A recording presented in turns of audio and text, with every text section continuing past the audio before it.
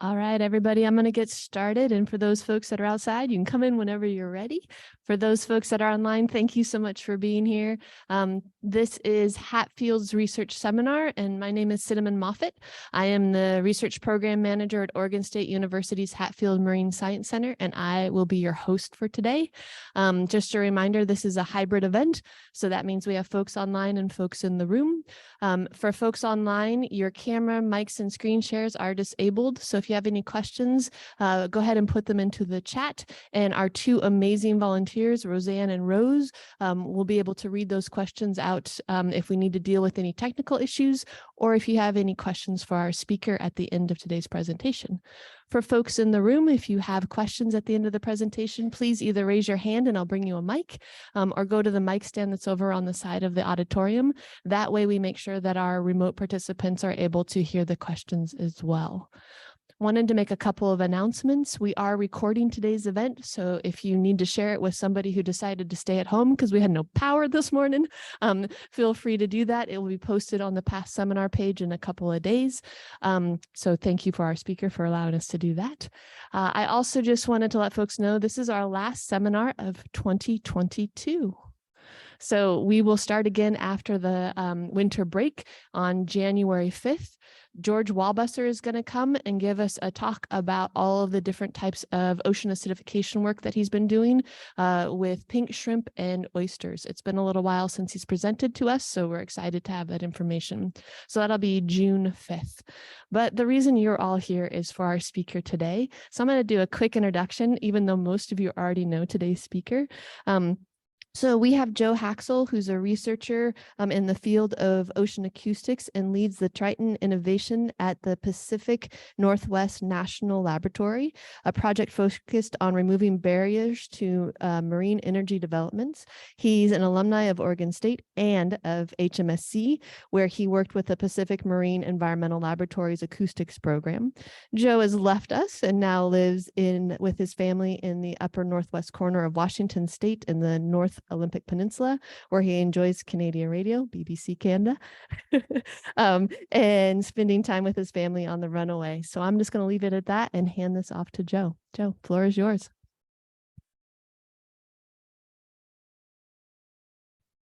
Okay, thank you, Cinnamon. Appreciate that. Hi, everybody. It's nice to see some familiar faces in the audience. I want to first say thanks to Bob and Cinnamon for inviting me come down and share some recent research that we've been working on at the Pacific Northwest National Lab. The project is called Triton. It's a U.S. Department of Energy Office of Energy Efficiency and Renewable Energy Water Power Technologies Office supported program that, as you can see in the title there, we're really looking at trying to reduce barriers for marine energy, focusing on environmental monitoring technology development and testing to produce a more consistent standardized approach that's transferable between sites. I'm Joe Haxel again. I'm an earth scientist, and let's dive in.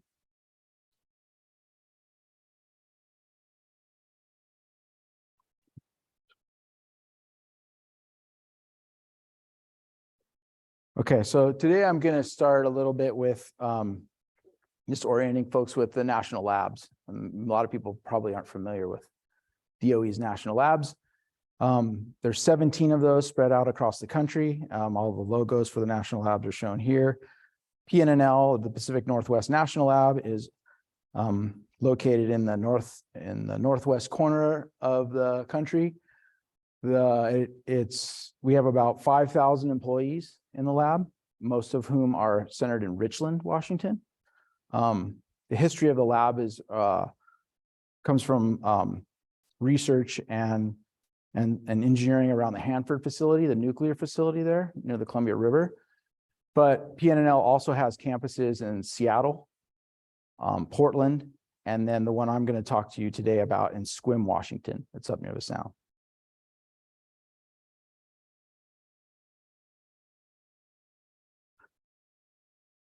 So the Marine and Coastal Research Laboratory, or MACRL as we call it, is the U.S. Department of Energy's only marine facility. So we are the only marine lab in the DOE complex. At Mackerel, we conduct diverse research focusing on coastal resiliency, sustainable energy, and robust security of marine and coastal environments. We're located in Sequim, as I said, in the Pacific Northwest region of the US. And you can see here on the map, all the way up in that corner, where our laboratory is located on the entrance to Sequim Bay, which you'll see in subsequent slides, along a strong tidal current channel, which is actually a really nice, fortunate capability for us as we're looking at marine energy and tidal turbine and current energy derived technologies, current energy converters. Sequim Bay is a relatively undisturbed embayment, and it leads out into the Strait of Juan de Fuca, which then connects to the open water of the Pacific.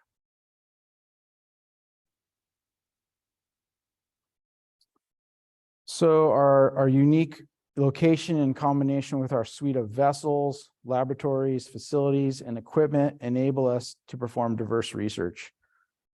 Our research facility in Sequim supports a breadth of studies from technology development and testing that we can do in Sequim Bay right outside our back door. So you can see here our shoreline facility in the aerial picture above here, and the tidal channel is just west or just east of our pier and floating dock. Research focuses on development and testing of marine energy technologies and environmental monitoring technologies and approaches for marine energy. We also do trace contaminants research in clean laboratory settings. And the main areas of research include algal biofuels, wetlands ecology and biogeochemical cycling, ecological modeling, analytical chemistry, and like I said before, of course, our focus here today of monitoring environmental impacts from offshore renewable energy. That includes marine hydrokinetics, so marine energy like wave energy converters and current energy converters, but also looking at effects from offshore wind and ocean thermal energy conversion, or OTEC.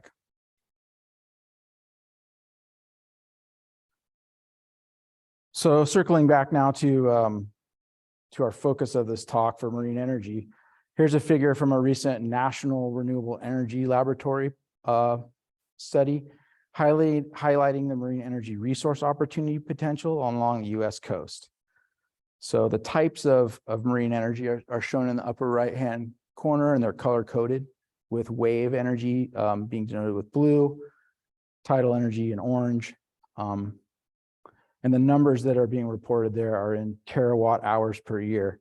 So as you can see, the potential wave resource is immense along both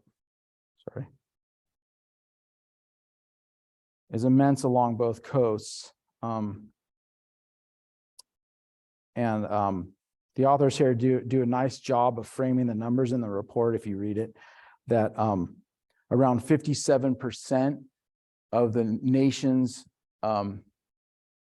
energy use in 2019 can be covered by this marine energy technical power resource.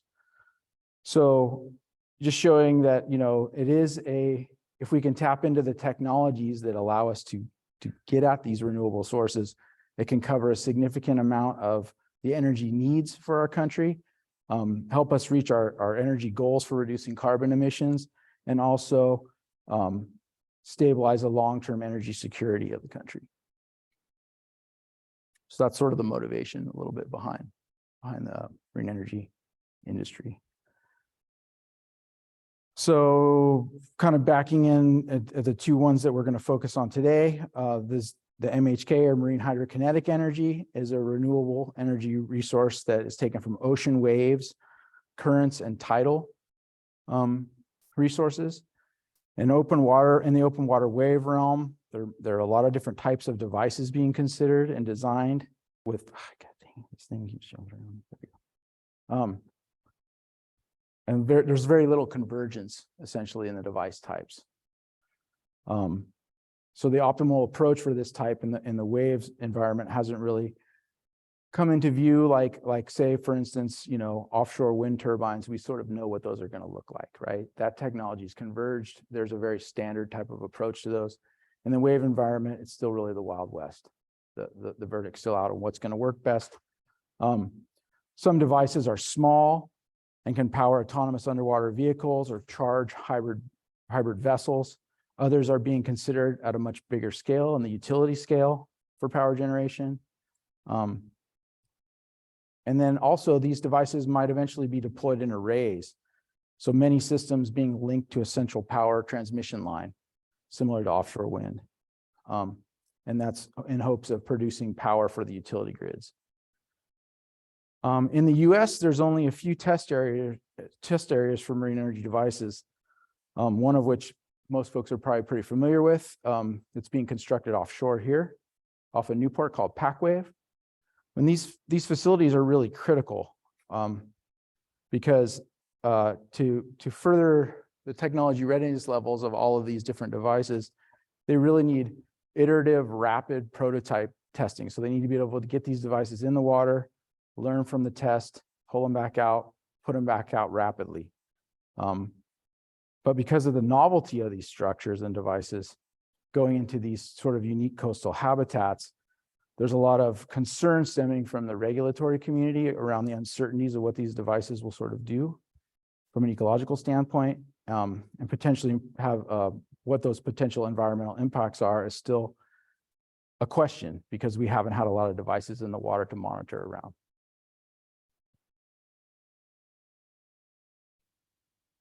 So that's where Triton kind of comes in. The Triton Initiative supports industry partners that are developing technology. We innovate our own technology, and we perform tests around commercial devices and our own technologies towards developing consistent and standardized methods to do that environmental monitoring around marine energy devices. And that's important because if we do all of the monitoring in a consistent and transferable way, we're providing confidence for the regulatory community to look at what the results are from a test of a device in one environment, and when we needs to be permitted in another environment, they have something to make their decision around. So this is a picture of some of our team doing some of that testing. This is one of our research vessels right offshore of on the lower left, offshore of our laboratory. During COVID, you can see people are masked. We still were able to do quite a bit of work. The upper right picture is a optical camera system that's being deployed down near Scripps when they were doing a wave energy converter test down there, looking at scour and fish attraction around the anchors for the test. And then the lower right is a drifting hydrophone system that we were deploying in a very busy port area around a tidal turbine that was operating and powering a bridge on the East Coast. We'll talk a little bit about that later too. So in 2019, the Triton team began the Triton Field Trials. Also, we call it TFIT for short. And during the early phases of the TFIT project, the Triton team worked with stakeholders and identified 4 key stressor areas that are linked to marine renewable energy. Underwater noise from the devices, electromagnetic fields generated by the devices and transmission cables, collision risk for animals with mostly tidal turbines or riverine turbines, and then a big one, changes in habitat, which looks at both benthic and pelagic changes. And that would be the focus of our research for this Triton Field Trials campaign. So once we determined the stressor groups, we outlined the field studies and performed literature reviews to better understand what the available technologies were like, and what kind of monitoring was existing, and how best we could leverage the work that was already set up and kind of had been done around the sector. And so the final output from this effort is a set of consistent, standardized monitoring and technology guidelines that are based on in situ field studies, mostly using commercial off-the-shelf technology.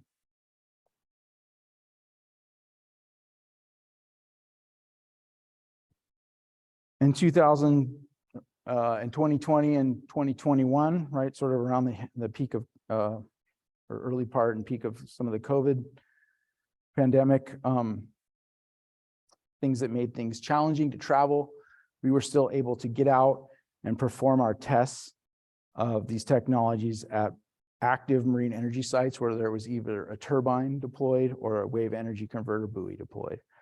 So the stressors are shown down on the bottom there, color coded, and then each place that those stressors were investigated and the technologies put to practice are sort of showed on the map above. The turbines in Alaska and University of New Hampshire Portsmouth Bridge, which I mentioned earlier, those were where the turbine studies were focused. And then in the Squim Bay Channel and in Squim Bay, we were able to do some validation testing of the sensors and also focus over the EMF work, which I'll talk about in a little bit. And then down in California at Scripps, the Cal Wave WEC was deployed for almost up to a year.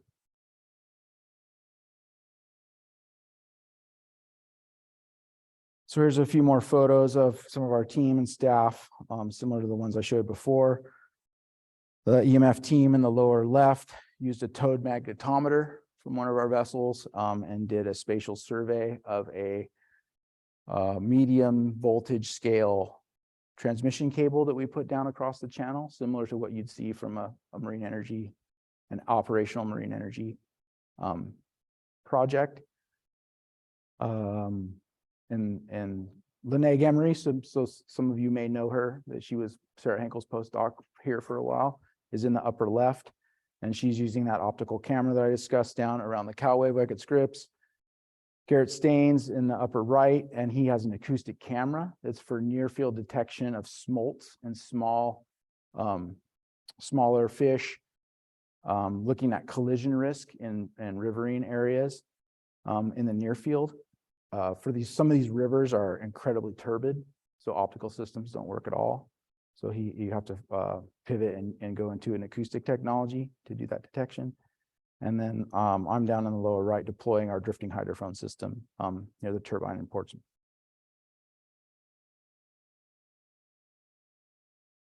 So as I mentioned, the work was culminated and written up into a special issue for the Journal of Marine Science and Engineering. We were able to put out 10 papers from this effort, 4 of which were actual field tests. The others were more desktop studies and literature reviews.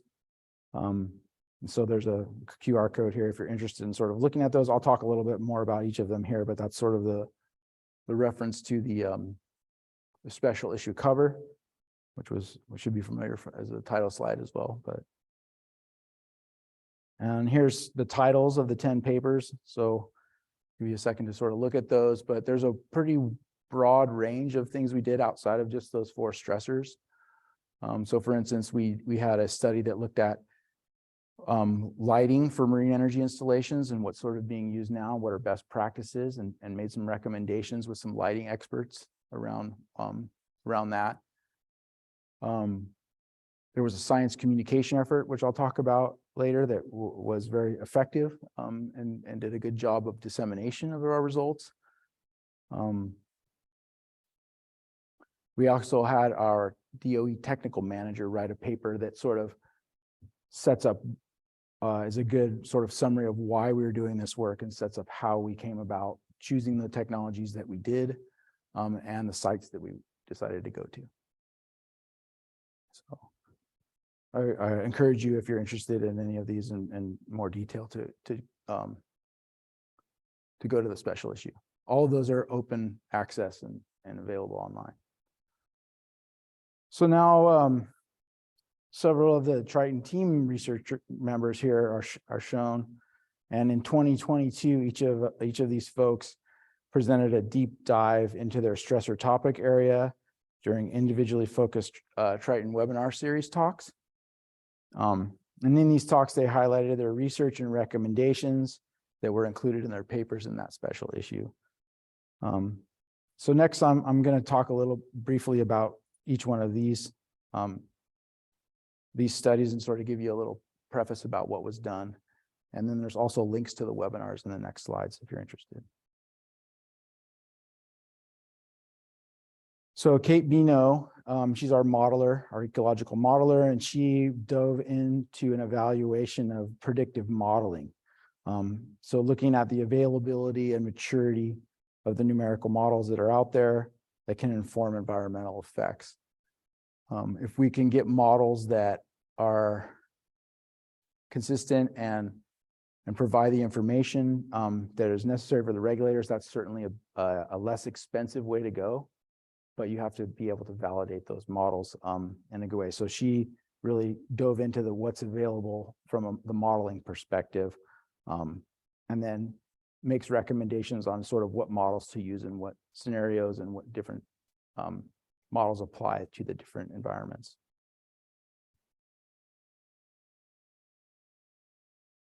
So electromagnetic fields, our task lead is ocean engineer Molly Greer on this one. So this is a diagram of what we tested with the marine cable in the upper right.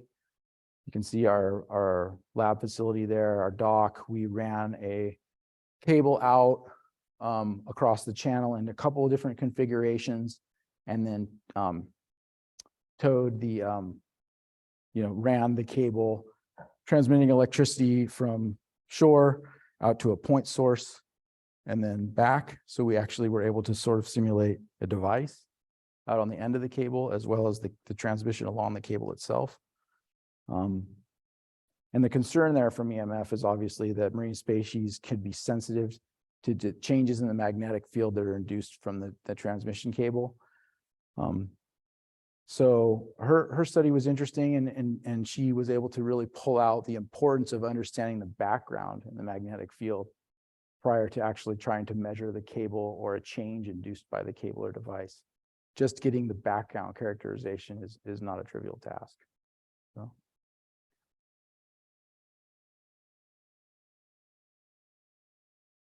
Moving on to the collision risk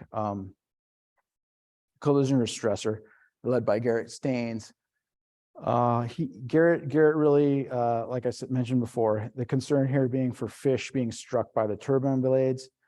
And Garrett, in his paper and webinar, cover the types of equipment recommended for monitoring in clear water, as well as with optical systems and video cameras, as well as the technologies needed to look at this stressor for collision in more turbid areas, which requires a more advanced acoustic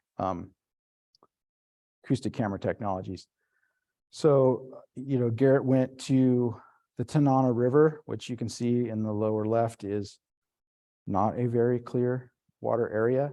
And he tested the Aris 3000 acoustic camera there, looking at a particular time when there was a pretty strong smolt outmigration, and tested the effectiveness of that camera, goes through how to mount it correctly. And so you get the best data around what that looks like. He was actually able to send some surrogates through the turbine just to see what it looks like when a blade strikes a surrogate. So he has some really interesting data in his paper around collision risk.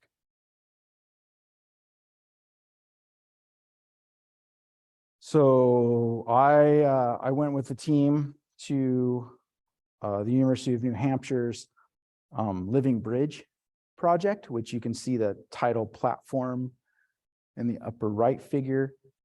That's connected to the Portsmouth Memorial Bridge, which connects Maine and New Hampshire, and the turbines being used to power some of the bridge functionality. The turbine is shown in the lower figure on its side, and it's kind of a neat configuration because basically they can pull it up on the platform and then pivot it down back into the water as needed.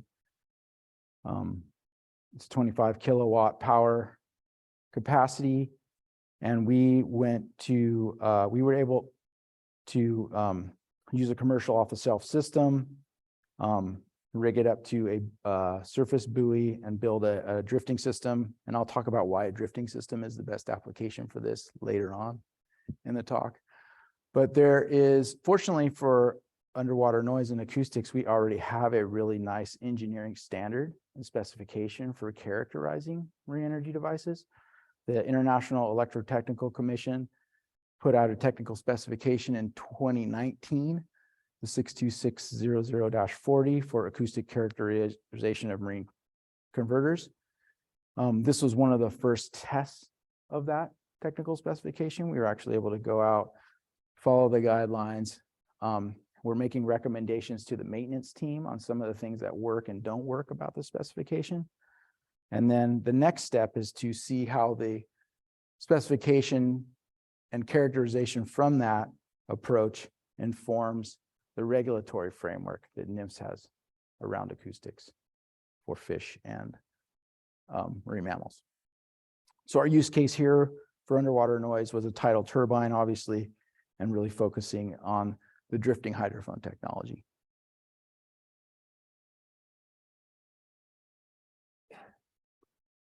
The changes in habitat research was led by Lynette Henry, and she was focused on identifying the sampling technologies that will bring the most consistent results for monitoring changes in habitat with marine systems in areas where marine energy devices are deployed.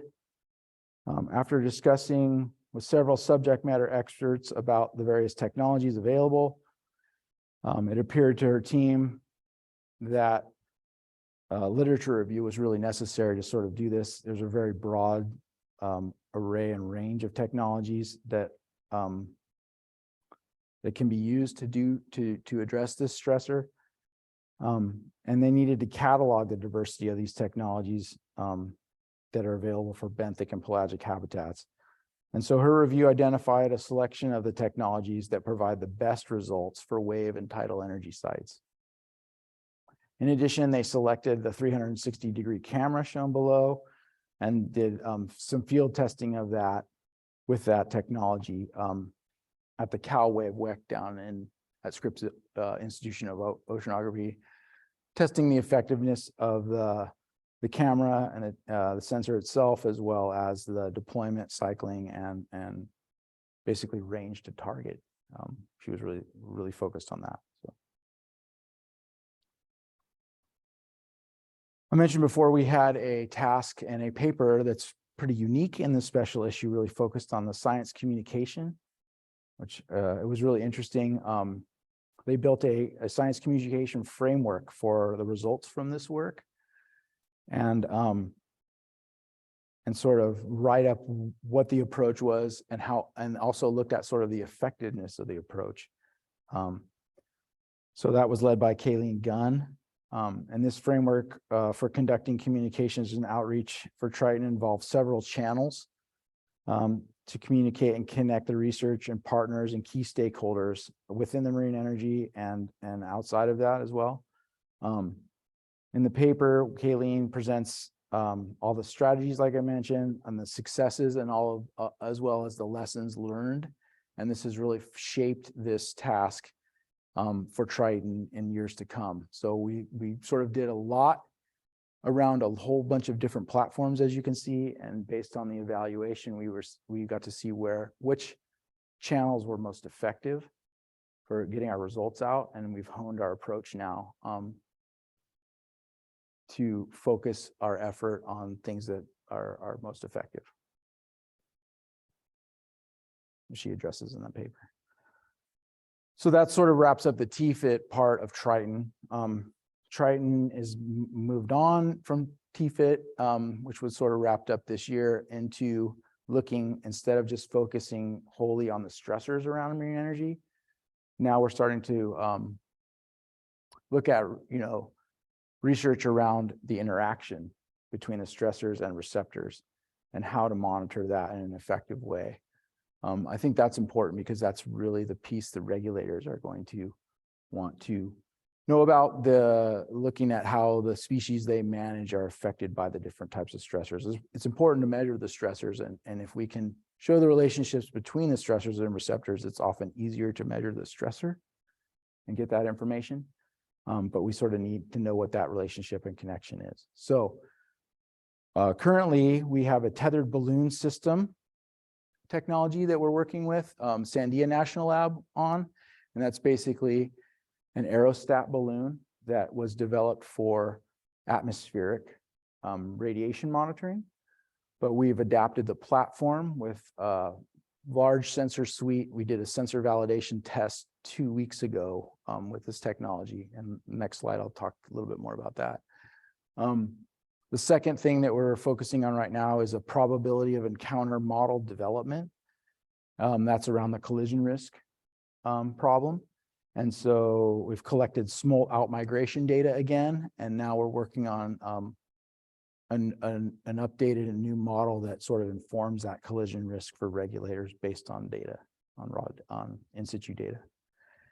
And then the third main focus area for our research and development right now is acoustics focused. Lucky for me, right? And then we're looking at acoustic particle motion and substrate vibration. And I'll dive into this a little bit more in a subsequent slide. And also we're addressing sort of flow noise research and how to mitigate flow noise contamination in stationary recordings in high current environments.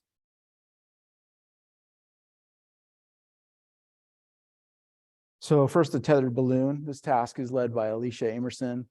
We went down in Galveston Bay with the Sandia team, and we towed several different scales of surrogate marine mammals. So we had a 20-foot long by 4-foot wide surrogate whale. We had a 9-foot whale, and then we had a small sea lion that was about 4 foot, towed behind the boat with that bridle. The balloon is shown there with the platform with several cameras, different types of cameras on it. We had 2 IR cameras, a multispectral camera, and just a regular high definition optical camera. And the thing that was really impressive about this is those cameras are all on gimbals. And so the balloon was going up. They can fly the balloon in up to 30 knots of wind and have it be pretty stable. And the gimbals kept the field of view just rock solid. Like you could see the flags and things flapping and moving all over in the field of view in front of it, but the view of the cameras really never changed. So the gimbals were really impressive on that system. So in the upper right is a multispectral image of the two. You can see the two whale surrogates pretty easily, and then there's also the seal surrogate just above the smaller one. That was from a height, I want to say, of about 150 meters.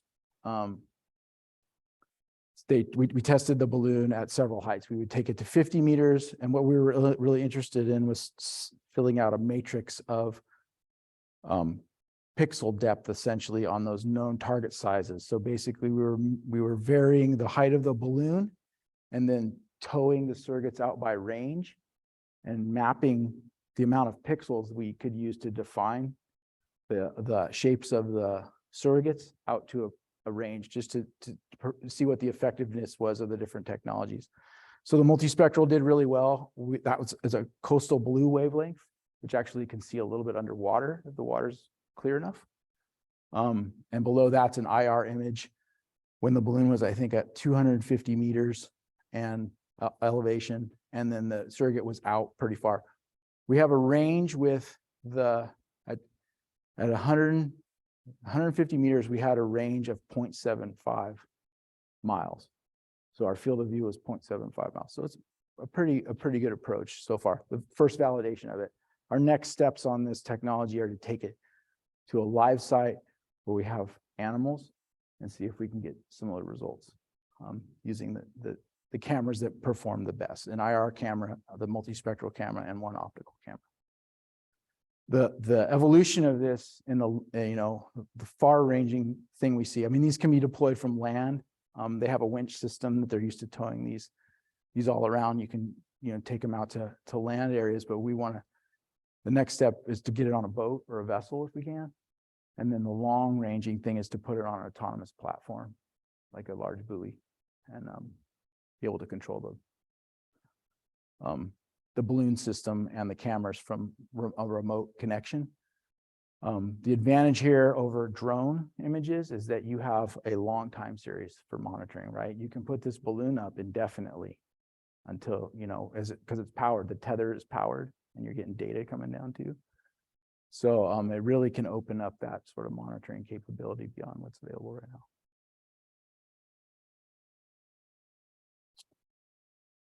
Flow noise, I talked a little bit about that. So for folks who aren't familiar with flow noise is hydrophones, how we measure sound in water, is a pressure signal essentially. So when you have turbulence on the interface of the hydrophone sensor and the water,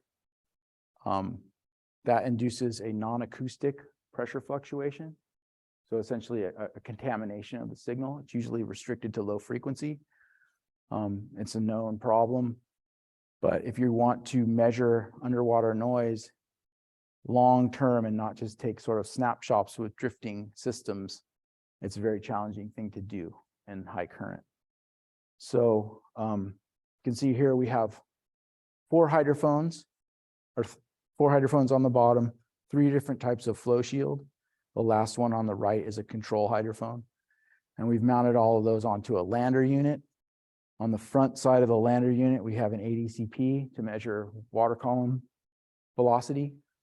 And in the middle, in between all the hydrophones, you'll see there's an ADV, acoustic Doppler velocimeter, which basically gives us a measurement of the turbulence that are vected over the hydrophone sensors. We had an initial test of this back in July, and we picked some king tides where there was a really big tidal excursion in our channel, and we saw some velocities that we weren't expecting.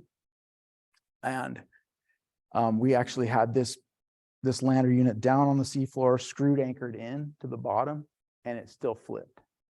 So the currents were much stronger than we thought in that spot, and actually flipped the lander. We had about 2 days of data before it flipped.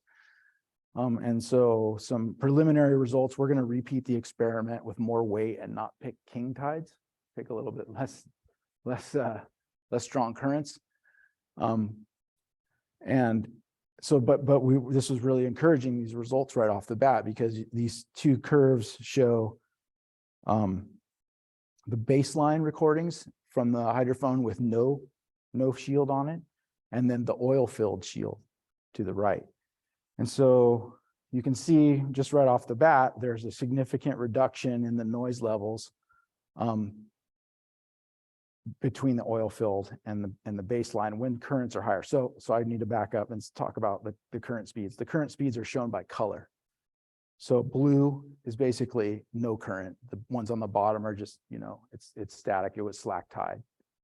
As the current increases, the colors progressively go into purple. So higher currents are sort of purple. But you can see that, you still have some flow noise that's associated, but there's about almost a 20 dB decrease in the flow noise contamination signal. And what's really kind of cool is we have this spectral peak around, I think it was around 156 hertz or something like that. You can see that little spike in the curve on the left, and then you can also see that spike in the same place on the curve on the right. Well, that spike is essentially masked on the left with the hydrophone that has no flow shield on it. So as the current increases, you have so much flow noise that you can't resolve that spectral tone anymore. What that tone is our pump intake at the lab. So we're able to, we turn that, we didn't know what it was at first. We were like, oh, what happened? All our data is contaminated. And then the tide got so low that they had to turn the pump off, and that spike went away. They turned the pump back on, that tonal spike came right back on. So this is just sort of evidence for us that the flow shield is actually working in a really good way, and we're actually able to resolve that spike even at, I would say the highest current speeds we saw here. There's still a little bit of a spectral peak there at the same frequency, even at the highest velocity. So like I said, we're going to continue with this. It's really promising so far, but this will sort of enable us to do longer term characterization of turbines from an acoustic perspective. The Navy's been working on this problem a really long time, and that's where we got the idea for the oil-filled shield, because they put those essentially on the front of vessels, and sonar domes essentially are oil-filled like that. So And the other cool thing that we see is that we don't see a lot of attenuation from the shield, right? The baseline, even when this figure doesn't show that all that well, but even when there isn't a lot of current, we're receiving the same amplitude with a hydrophone that has a shield on and one that doesn't have one on. So we're not seeing attenuation of the amplitude based on the flow sheet. Yeah, sorry, there was a little animation there, I guess. 21 dB difference between the oil filled and baseline.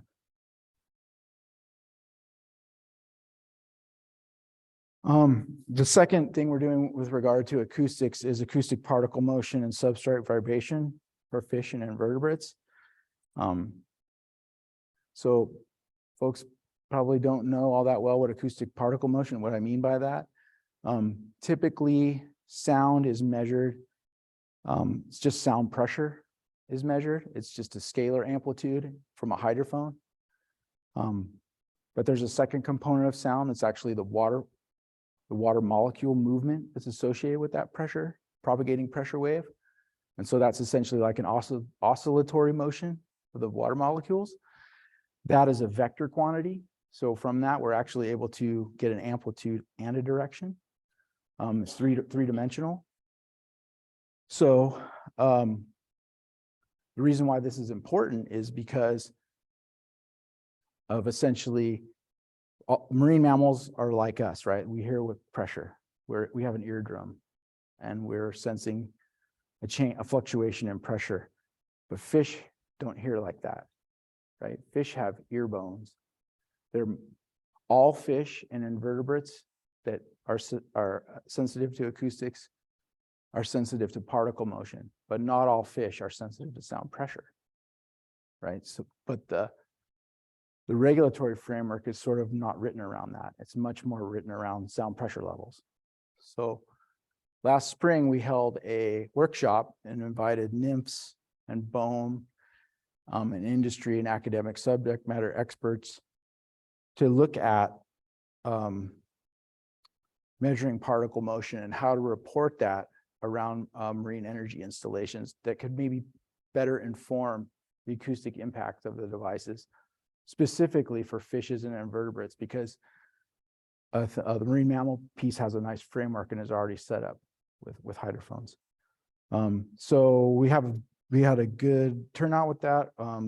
We have a paper coming out in JAZA, probably hopefully in March-ish timeframe, that sort of summarize the outcomes from the workshop and sort of address gaps in research and what the next steps are that we need to do to better inform underwater noise disturbance around marine energy specifically. But I think there's lots of other places that can point, particularly toward the offshore wind industry, where it might be helpful.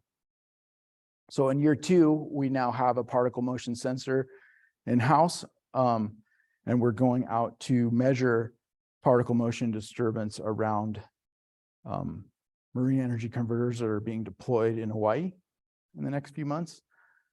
And then in FY24, we're going back into the lab in Richland, where we have a large anechoic tank. And with a joint study with BOEM, we're going to be looking at fish and invertebrate behavioral and physiological responses to particle motion stimulus in a tank setting.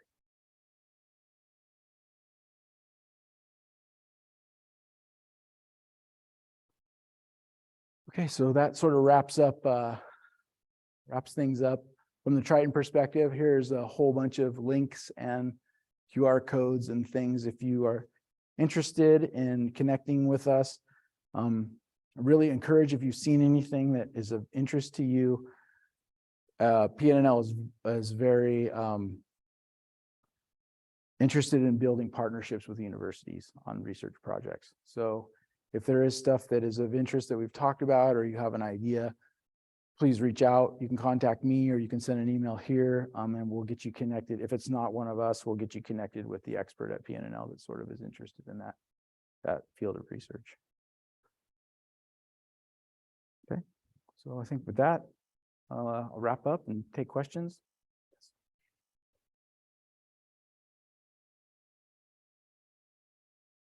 All right, I learned new stuff. So I bet we have questions in the audience. So let's start. Let's see anything online. Okay, for folks that are online, if you put your questions into the chat, we'll get to them, but we'll start with those that are in the room. So I saw a hand up.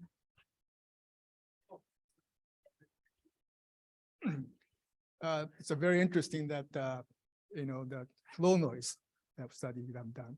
And I was wondering why oil-filled hydrophone has a less sensitive to the flow noise, because you have done some of the other flow noise reduction measure, like putting a bag or, some cloth or something around it, and then try to remove or reduce that noise, right? So why the oil-filled would be effective? Yeah, I think so. What we're trying to do with it is, essentially the physics behind it is you're trying to change the length scale of the sensor interface. It's basically the flow noise frequencies that are affected scale with the form factor of the sensor interface. And so by putting that oil-filled shield, it's a little bit bigger. It's increased that form factor and kept it stable, but still allows the energy to penetrate through it. Whereas if you just put a ballistic nylon or something like that across it, it's not as rigid, I guess, and that's one thing we still have to tease out exactly why the oil-filled works that well. There's some, we were led toward that by a paper and then talked with a Navy colleague. And so he was like, because we didn't have that in the array of stuff we were going to test at first. And he said, well, you have to test this one for, include this in the test. And it worked. The other ones work well too, I will say, Haru, like that one performed the best, but even just like we've talked about, like nylon, like pantyhose, we still saw it still is pretty good. Not as good, maybe 8 dB reduction or something, not 21, but still effective. All right, questions online? All right, questions in the room. Hi, thanks for coming and talking. This was interesting.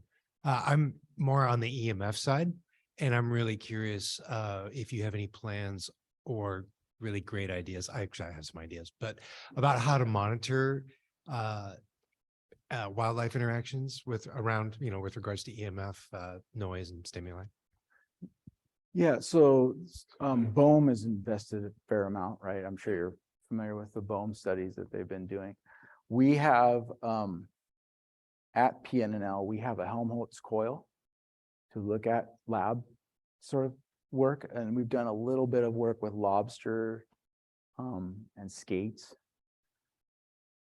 One thing that I think would be really interesting to do is to tag them with biologging tags or something. And if you could keep them constrained in a pen type of area, I don't think you can just let them go free field because they'll be all over the place and you'll lose that. But like having some sort of, fine scale tracking could potentially be informative from a behavior perspective. The other thing that I think is really sort of low-hanging fruit in this spot is looking at larvae and eggs and what exposure to those over time. Yeah, so it goes back and forth. I feel like EMF sometimes we're not concerned about it, and I would say from the mid-voltage cable transmission perspective, I think that it's not a super high concern. It's more of a concern for the high voltage transmission that's coming from offshore wind, but I think what's still of concern in the marine energy realm are the devices themselves. Could have a potentially, have more of an effect than the cable. Well, there's a lot of stuff that happens. And there's a lot of stuff now that we're thinking of floating arrays with, of course, AC cables and stuff, and umbilicals. Yeah, and highly migratory species and things that are clearly not benthically associated. So Right. Yeah. Oh, I'd be interested in talking more. Yeah, this is all sort of single device looking, right? Like you made a good point there. Like when you build out into an array, that's a whole nother question, right? Other questions in the room? Questions online? Still quiet out there in the That's okay. Yeah. Another bulletproof presentation. Huh? All right, Joe, can you talk a little bit about potential work down here or anything that you're working on that might connect us to the work that you're doing? Yeah, that's a good question. So I think like what we're trying to sort of, put forward is this continuum for testing and building. Like I said, we want to build partnerships with universities, and what we have that's unique in SQUIM is that we have this sort of controlled area where it's less energetic. If you put stuff out in SQUIM Bay or the channel, you're probably pretty likely to get it back. And so going from bench development to a SQUIM type area, and when you're comfortable with your technology and you've got things dialed in, then moving to open water, which is what you guys have here, which is unique, right? You have direct access to the ocean. So you're sort of the end of that continuum. That's the vision I hope that we're trying to sort of build with OSU and through PNNL. And likewise, like we want to be open to the fact of that there's development happening here and that you need a place to test that's more controlled there. So I think it goes both ways, right? Like there's access for us here, and then maybe there's OSU researchers who want to utilize some of the capabilities we have in SQUIM, I think, trying to build that partnership out. Nice. All right, one last call for folks online. Yeah. One thing I do want to mention that's pretty cool, that isn't in this presentation, is that we're building a brand new research vessel. It's going to be a hybrid vessel, Alaka size. So it's going to be able to run on 100% electric for 8 hours at 6 knots, or I'm sorry, 6 hours at 8 knots. We're going to have a charging station that we can charge that vessel in SQUIM, and we're hoping to power that through solar and tidal turbine. So it's sort of a demonstration that we can run. Part of that DOE's interest there is, they're trying to, there's movements toward electrifying vessels. So this will be sort of that hybrid. We have diesels on as well because we have to do stuff, it'll have an A-frame, 5,000-pound A-frame, winch, davit, knuckle boom crane, big lab space. It's a cat. It's a big cat, similar to the Scripps vessel, if you guys know the Beister, sort of modeled off that. But they're laying the keel right now, and we're expecting delivery this summer of that vessel. So, which will, if people are interested in doing research and want to partner with us to work in the Strait or into the Sound somewhere, that vessel will have a pretty big range and capability to do a lot of lifting and other stuff, other work. Nice. It looks like we have a question online, so we'll go ahead and take that. How do you think acoustic monitoring will differ between your more controlled environments in the open ocean? That's a good question. I think it's harder in our confined environments because of the multipathing, right? It's shallower. We have a lot more reflection. So we have some challenges there in shallow water and SQUIM that we might not see out here in the open water. That's probably my best answer there. Technology should perform better. So I think we see it maybe not as effective in the shallow water, but when we get into open, deeper water, it'll be easier for the multipathing. All right. I think we're going to call it an end of our 2022 seminar series with Joe. So thank you, Joe. Yep. Thanks. All right. Follow up with Joe if you have questions. And for everybody, have a good couple of weeks off, and we'll see you again in January 5th. Thank you, everyone.